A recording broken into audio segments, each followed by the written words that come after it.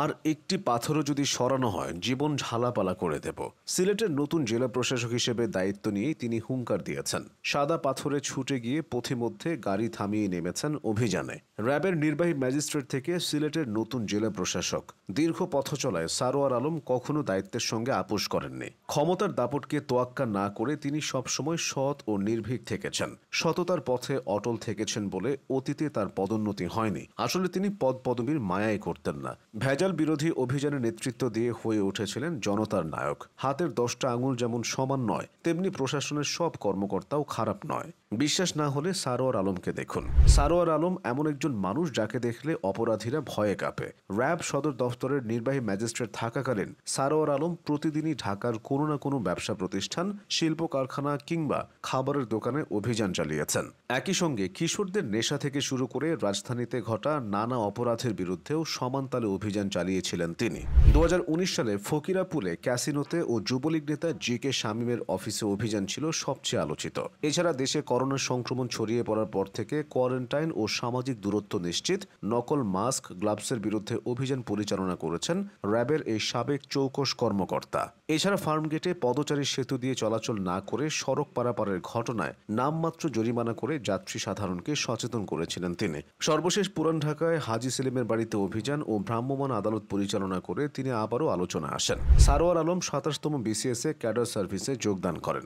সৎ ও মেধাবী কর্মকর্তা হিসেবে চাকরিতে ঢোকার পর থেকেই তিনি আলোচিত ছিলেন। কর্মদক্ষতা আর নিষ্ঠার পরিচয় দিয়ে গেছেন বারংবার। ব্যক্তি স্বার্থ নয়, তিনি প্রাধান্য দিয়েছেন দেশ ও জনগণের স্বার্থকে। স্বার্থান্বেষী মহল তার কাজে অসন্তুষ্ট থাকলেও জনগণ তাকে অফুরান ভালোবাসা দিয়ে বরণ করে নিয়েছে।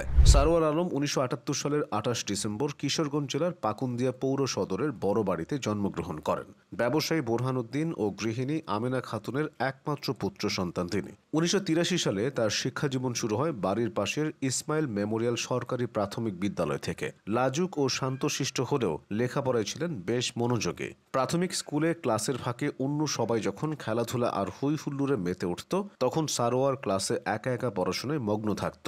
পড়াশোনায় বেশ ভালো ও শান্তশিষ্ট স্বভাবের হওয়ায় শিক্ষকরাও তাকে স্নেহ করত।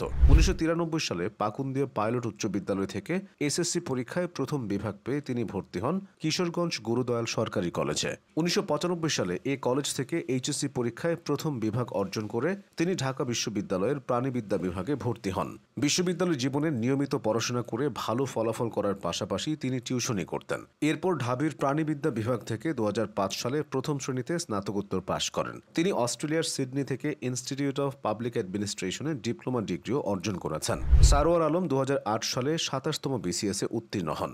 র্যাবের নির্বাহী ম্যাজিস্ট্রেট থাকাকালীন বেশ নিষ্ঠা ও সততার পরিচয় দিলেও 2020 সালের 9 নভেম্বর তাকে প্রবাসী কল্যাণ ও বৈদেশিক কর্মসংস্থান মন্ত্রণালয়ের সিনিয়র সহকারী সচিব হিসেবে বদলি করা হয়। 3 বার বঞ্চিত হওয়ার পর 2024 সালের 14 আগস্ট উপসচিব পদে পদোন্নতি পান তিনি। এর আগে পদোন্নতি বঞ্চিত হলে ক্ষোভ জানিয়ে তিনি ফেসবুকে স্ট্যাটাস দিয়েছিলেন। স্ট্যাটাস দেওয়ার বিষয়টিকে অসদাচরণ হিসেবে গণ্য করে আওয়ামী লীগ সরকার তাকে লঘুদণ্ড হিসেবে তিরস্কারের শাস্তি দেয়। 2022 সালের মে মাসে তাকে শাস্তি দিয়ে প্রজ্ঞাপন জারি করে জনপ্রশাসন মন্ত্রণালয়। সরকার পরিবর্তনের পর এখন তিনি যথাযথ মর্যাদা পাচ্ছেন। ব্যক্তিগত জীবনে সারোয়ার আলম 2009 সালে চট্টগ্রামের মেয়ে সানজিদা শারমিন লিন্ডার সঙ্গে বিবাহ বন্ধনে আবদ্ধ হন। এই দম্পতির সংসারে 4 জন মেয়ে আছে। তবে ব্যক্তিগত জীবনে নয়, সারোয়ার আলম মানুষের হৃদয় জিতেছেন তার কর্মজীবন দিয়ে।